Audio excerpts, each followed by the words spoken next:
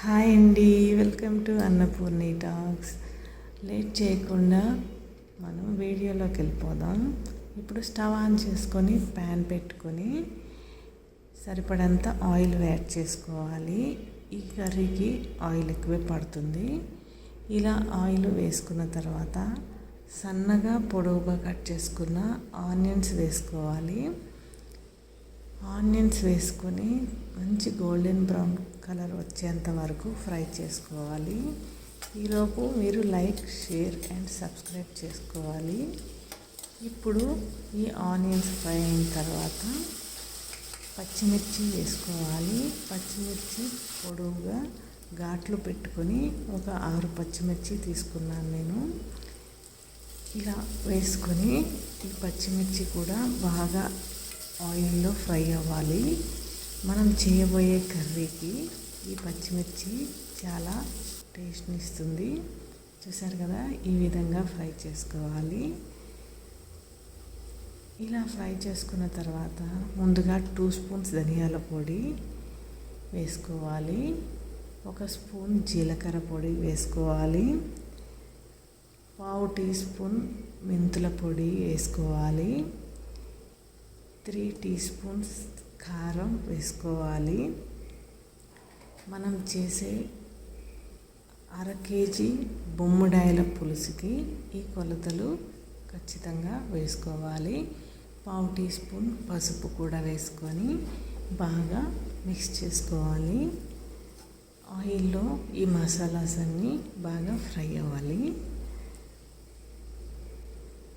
ఇలా ఫ్రై అవుతున్నప్పుడు ముందుగానే కచ్చా పచ్చగా దంచి పెట్టుకున్న వెల్లుల్లి ముద్దను యాడ్ చేసుకోవాలి. ఇది ఉత్తి వెల్లుల్లి ముద్ద మాత్రమే, ఒక పెద్ద వెల్లుల్లిని తీసుకున్నాను. ఇలా వేసుకొని బాగా కలుపుకొని ఇప్పుడు 1 స్పూన్ అల్లం వెల్లుల్లి పేస్ట్ని కూడా యాడ్ చేసుకోవాలి. ఇది పచ్చివాసన పోయేంత వరకు బాగా ఫ్రై చేసుకోవాలి. ఇప్పుడు దీంట్లో మనం చింతపండు వాటర్ యాడ్ చేసుకోవాలి. ఈ వాటర్ యాడ్ చేసుకొని బాగా మిక్స్ చేసుకొని దీంట్లో తగినంత సాల్ట్ కూడా ఇప్పుడే యాడ్ చేసుకోవాలి.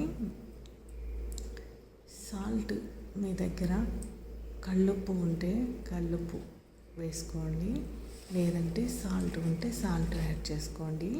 నా దగ్గర కల్లుప్పు ఉంది కాబట్టి నేను కల్లుప్పు యాడ్ చేస్తున్నాను. ఇలా వేసుకొని మిక్స్ చేసుకొని మూత పెట్టుకొని మనము ఏదైతే చింతపండు వాటర్ వేసుకున్నామో ఆ వాటర్లోని పచ్చివాసన పోయేంత వరకు, చింతపండు పచ్చివాసన పోయేంత వరకు ఇలా కుక్ చేసుకోవాలి. ఇలా కుక్ చేసుకున్న తర్వాత మనకి ఫిష్ ఉడకడానికి సరిపడంత వాటర్ యాడ్ చేసుకోవాలి. చూశారు కదా ఎంత బాగా కుక్ అయిందో, మంచి కలరు, మంచి స్ట్రక్చర్ వచ్చింది కదా. ఇప్పుడు మనము ఏదైతే మనం ఫిష్ వేసుకోవాలో ఆ ఫిష్కి సరిపడా, పులుసుకి సరిపడా వాటర్ యాడ్ చేసుకున్నాము. ఈ వాటర్ కూడా బాయిల్ అయ్యేంత వరకు మూత పెట్టుకొని వెయిట్ చేయాలి. ఇప్పుడు నేను చాలా ఫ్రెష్గా ఉన్న బొమ్మిడాయల్ని తీసుకున్నాను. ఈ బొమ్మిడాయల్ని బాగా కడుక్కొని మంచిగా నీట్గా పక్కన పెట్టుకున్నాను. ఏదైతే మనం వాటర్ వేసుకొని మూత పెట్టుకున్నామో అది బాయిల్ అయిపోయింది. పులుసు బాయిల్ అవుతున్నప్పుడు మనం మంచిగా కడిగి పెట్టుకున్న బొమ్మిడాయల్ని తీసుకొని ఈ మిశ్రమంలో యాడ్ చేసుకోవాలి. ఈ విధంగా బొమ్మిడాయల్ని మొత్తం కూడా యాడ్ చేసుకోవాలి. చూసుకొని సింపుల్గా ఇలా చూపించే విధంగా వేసుకొని యాడ్ చేసుకోండి. ఎలా పడితే అలా వేస్తే మొత్తం చేపలు విరిగిపోయే అవకాశం ఉంది కాబట్టి మంచిగా ఫిక్స్ చేసుకొని గరిటె పెట్టి కలపకుండా ఇలా మనం కడాయిని ఇలా కదిలించుకుంటూ తిప్పుకుంటూ ఉంటే అన్నీ కూడా చక్కగా బాయిల్ అయిపోతాయి. ఇప్పుడు లైట్గా ఇలా ఏమన్నా పైన ఉంటే వాటిని ఇలా స్లోగా కలుపుకొని మూత పెట్టుకోవాలి.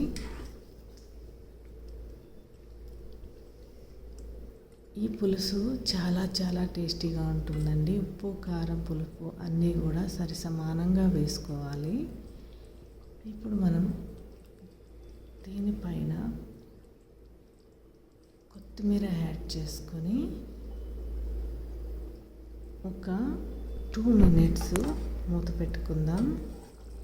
ఇలా మూత పెట్టుకున్న తర్వాత మళ్ళీ ఒకసారి చూసుకొని స్లోగా ఇలా కలుపుకొని మళ్ళీ ఒక 5 minutes మూత పెట్టుకోవాలి.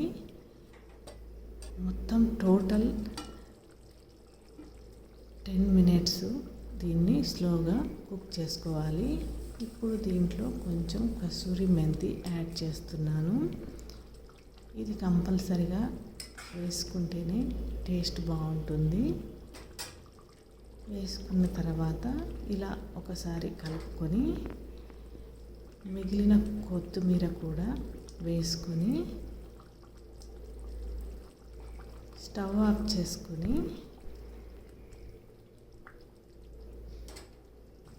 మీకు నచ్చిన విధంగా దీన్ని తినొచ్చు. రైస్ లేదా రాగి ముద్ద లేదా మనం చపాతీలోకి చాలా బాగుంటుంది.